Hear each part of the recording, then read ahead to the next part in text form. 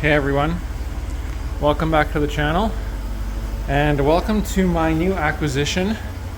This is my 2003 Porsche 955 Cayenne Turbo. So I'm going to be doing a little bit of work on this. I'm going to do an intro video on this on the channel, don't worry, but I want to do a video of me replacing the front right air strut on this. The very first thing you need to do when doing any sort of work on an air suspension Porsche Cayenne is turn off regulation mode on it, or otherwise known as jack mode. So basically you hold up for 10 seconds on the air suspension selector here and you'll get a pop-up that says regulation off, and you can see that little tiny yellow vehicle there with up and down arrows. That means our air suspension has been turned off so that we can jack the car up. Make sure you remove the key out of the ignition. And we are ready to jack up the front of the vehicle. All right, so I've got the Cayenne here jacked up. We're using the jack point here on basically the cross member for the transfer case and such. This is a floor jack point, and then I am putting my jack stand underneath the actual support in the front. That's how you jack up the front of the Cayenne with a floor jack. I have my rear wheel chalked off, and I'm just gonna leave my jack there as a kind of security measure. I always like to do that until I need it, if I'm like lifting up the control arm or something like that later on. But that way I have 2 points here that are supporting up this is really supporting up the car, but the jack stand there is locked into position in case for whatever reason this failed or something like that. So we are going to be replacing this guy right here. This is a 2-month-old Arnott air shock. I have no idea why this failed. You can see here, it's the band basically separated from the top or something like that. I don't know why that has happened on this one. It may just have been a defect or something like that. It's possible to even repair this. I'm not going to worry about it. I have a brand new Arnott air shock that we're going to throw in here. It's honestly quite straightforward. We're going to take off our upper control arm and ball joint here from our, trying to think of the word here, like our spindle assembly or whatever.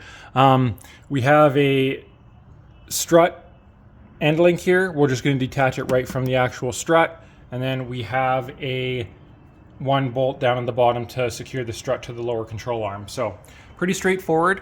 I will start recording again here once I make a bit of progress.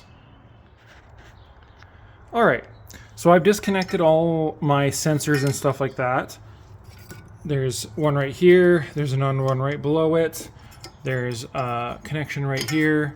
I've removed them off of their grommets. You kind of just twist them out. I had to separate these connectors before I could twist out the top ends here. So essentially all you do is separate the connector first. You actually just push in. I'll see if I can show you a nice one here. You push back on this little clip here, and then the connector will slide out, and then you can twist this end out. So I've done all my sensor connections there, and I'm getting ready to pop my upper ball joint. So here is a tool. I have a set of them off of Amazon here again. I know I'm going to be using these more than once, so I just bought my own, but you can rent these from free at any automotive store. So essentially we're just going to be tightening this down, and it's going to pop out our ball joint because that ball joint is pressed in. So I'm going to go ahead and do that. There we go. Didn't even take a full turn. Really, really easy to pop that. That's probably honestly the hardest job, the hardest thing to do on this job. So now basically all that's left is I have to remove my airline up here, which is just a 12 millimeter flare wrench Pretty straightforward on that guy. And then I'm going to be removing here my sway bar end link and also my bottom strut bolt. All right, I got the air strut assembly out. Not too big of a deal. Probably the hardest part is these 3 bolts up top here. At least they were for on mine. You need to take off the Porsche beauty cover, and you do need to open up this to get at one bolt inside here, which is a real big pain, but I did get it. So there's a bolt here, there's a bolt right here, and then there's a bolt here. So basically like a triangle pattern there. They're 16 millimeter bolts. They're not very tight. You'll need 2 extensions to get the one in the back, 1 extension for the 2 up here. I would maybe recommend just taking off the whole front cowl. If you're doing air struts, you're most likely going to be doing both. I'm not doing both because my air struts are brand new. This one, for whatever reason, failed on this front right side. I think it was a factory defect. Unfortunately, Arnott doesn't warranty components unless you're the original purchaser, which I'm not. So we can see the old strut here, and I can clearly see this ring slip down and then the actual rubber air spring detached from the top here. So I think this was a factory defect on this one strut. It's a shame that Arnott won't warranty this. I mean, this strut is 2 months old, essentially. And yeah, I had to buy another one, so that's the new air strut over there.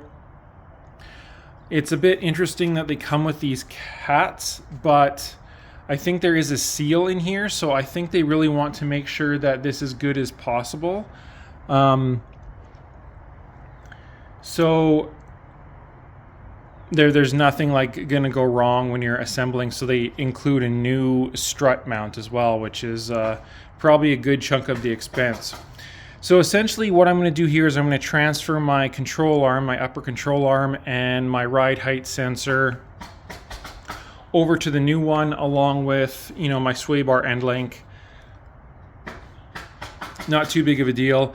I am going to torque down these bolts at the same angle of my control arm because this is essentially my ride height. So I'm going to make note of that and make sure I am actually torquing it down at the exact same angle so I can have these bolts at ride height. I am also going to be replacing these aftermarket ride height links. I ordered some Berg Peaks off-road links. These are PLA carbon fiber 3D printed. I actually do have a 3D printing channel.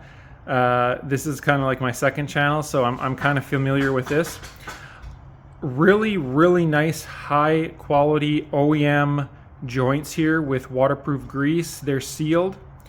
I would have liked to see more material around these ends. I mean, these are 3D printed. They could have been as big as they wanted to be. So I'm a little bit disappointed in that. We'll see how these hold up. I'm a bit concerned in wintertime how these are going to hold up. If they break, we'll design our own and we'll make them better. But Porsche does not sell those. They do not sell end links by themselves, like the ride height links by themselves. So you either have to buy some cheapo sensors off Amazon just to get the links, or you have to order these 3D printed ones, or you have to order adjustable ones. This is the company here, Berg Peaks. I'll give you a review in a year after I use these.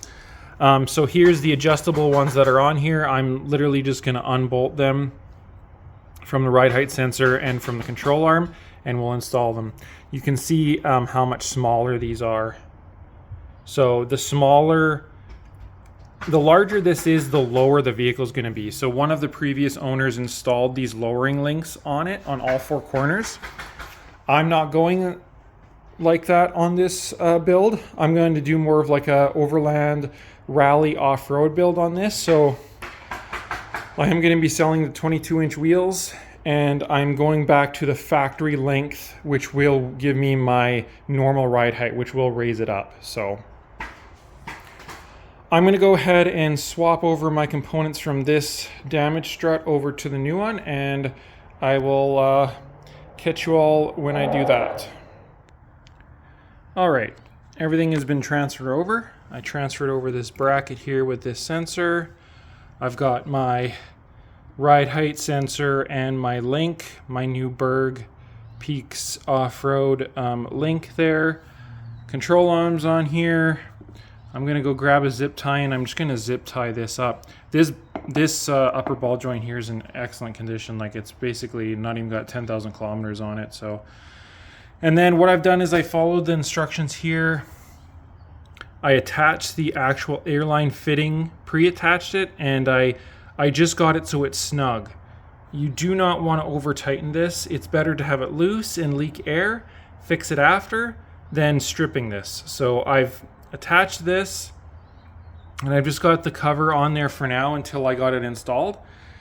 I have torqued my control arm bolts to 37 foot-pounds, and then I've done a 90-degree turn on both sides. And this is the same height that my control arm was in when I pulled it from that damaged one. So we are ready to go back in. I will come back once I have it kind of in the car and show you what I'm doing. All right, I'm going to end the video here with a post-mortem on the work. I got the air strut in. It wasn't too big of a deal to get it in. Basically what I did was I got the air strut up into the locating pins, and then I put the bottom bolt on the lower control arm first. And then I just did the 3 bolts up here by hand, and then I torqued them to 37 foot-pounds, very light on there. Once that was all done, then I went ahead and I jacked up the control arm so I could get my tie rod end link connected back up. The top upper ball joint, you torque that to 63 foot-pounds. Same thing with the lower ball joint, 63 foot, or the lower strut mount, 63 foot-pounds. And then the sway bar is 83 foot-pounds, I believe. I did have to take the fender liner out to get the strut back in. That probably took me the most time.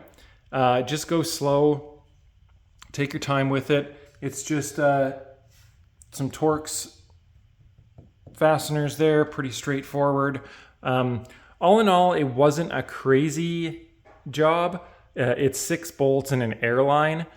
And then I also got rid of the height adjustable links in there. So the car actually sits higher now to proper ride height. I apologize for the lighting. There's people doing shingles outside, and I didn't want to have the garage door open with all the noise and stuff like that. So any German kind of independent garage will charge you around $400 to $600 to do one air strut, and then it's usually like $1,000 for the front ones to install. So it's not a crazy amount of money, but if you don't have the tools and stuff like that, you might want to pay somebody to do it. If you got the tools, it's not the end of the world. You can do it with just a floor jack and some jack stands. I was able to accomplish it. So she's back up and running. Stay tuned for more videos on this Cayenne. I will do an intro video on this here shortly. Thanks everyone for watching, and like, share, and subscribe.